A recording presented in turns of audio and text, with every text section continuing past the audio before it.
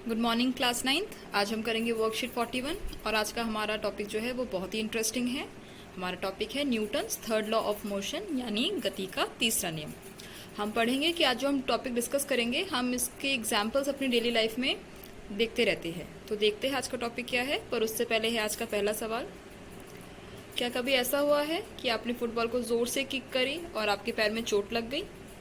या कभी आपने देखा हो जब दो खिलाड़ी गेम खेल रहे होते हैं और जब वो एक दूसरे से टकराते हैं तो उन दोनों को चोट लगती है? तो ऐसा क्यों होता है, यही टॉपिक आज हम डिस्कस करेंगे। और आज के टॉपिक का आंसर हमें मिलेगा Newton's third law of motion से। It says, whenever one object exerts a force on a second object, the second object exerts an equal and opposite force on the first object. In other words, we can say, for every action there is an equal and opposite reaction. दो word यहाँ पे है, equal और opposite। जब एक वस्तु दूसरी वस्तु पर बल लगाती है तो दूसरी वस्तु भी पहली वस्तु पर बल लगाती है। यह दोनों विरोधी बल मात्रा में बराबर पर विपरीत दिशा में होते हैं। तो हम कह सकते हैं पहले बल को क्रिया कहते हैं और दूसरे बल को प्रतिक्रिया कहते हैं, यानी एक्शन और रिएक्शन। अब हम इसके एग्जाम्पल्स देखेंगे, जैसा कि अभी हमने डिस्कस किया कि हमारे डेली लाइफ में भी दिखते हैं। सबसे सिंपल एग्जाम्पल है हमारा वॉकिंग। जब हम रोड पे चलते हैं तो हम कैसे वॉक करते हैं? जब हम चलते हैं तो हम अपना एक्शन फोर्स लगाते हैं ग्राउंड पर, जिसके बदले ग्राउंड हमें एक रिएक्शन देता है और हमारा पैर आगे की तरफ बढ़ता है। इस तरह से हम वॉक करते हैं। जब हम ट्रैम्पोलिन पे जंप करते हैं तो जब हमने जंप किया तो उसको हमने एक्शन कहा।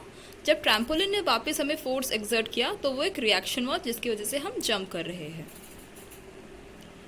यहाँ पे हम देखते हैं कि एक बच्चा स्विम कर रहा है और आपको पता है जब हम स्विम करते हैं तो हमें अपने हाथों से पानी को पीछे की ओर धकेलना होता है। जब हम पानी को बैकवर्ड डायरेक्शन में करते हैं तो हमारी बॉडी आगे फॉरवर्ड डायरेक्शन में जाती है, यानी डायरेक्शंस ऑपोजिट है। तो स्विमिंग में भी third law of motion use हो रहा है। यहाँ तक कि रोइंग ऑफ बोट, जब हम बोट चलाते हैं तो हम चप्पू से पानी को पीछे की ओर धकेलते हैं और हमारी बोट आगे की तरफ मूव करती है।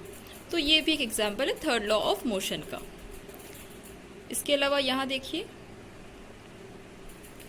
जब ये आदमी जंप करता है तो ये बोट को पीछे की तरफ पुश करता है।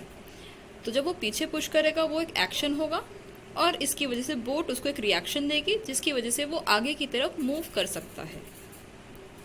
यहाँ तक कि रॉकेट का चलना, रॉकेट का मूव होना भी एक थर्ड लॉ ऑफ मोशन पे ही डिपेंडेंट है।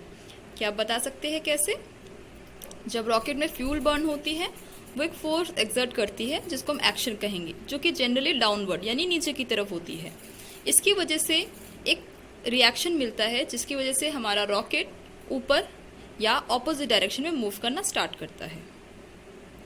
यहाँ पे हम देख रहे हैं कि जब एक सैनिक एक बुलेट को फायर करता है किसी गन से तो उसको वो कस के पकड़ना पड़ता है, क्योंकि जब वो बुलेट मूव करती है बाहर एक्शन होता है, इसके लिए एक रिएक्शन भी होता है जिसकी वजह से गन बहुत तेज हिलती है।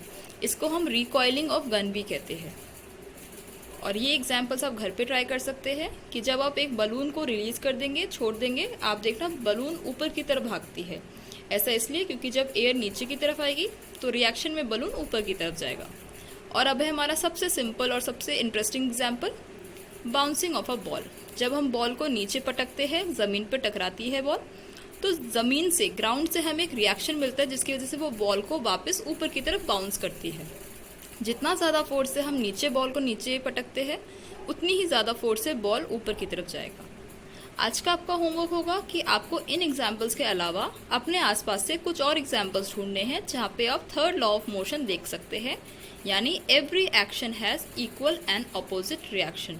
हर क्रिया की एक प्रतिक्रिया होती है। Thank you.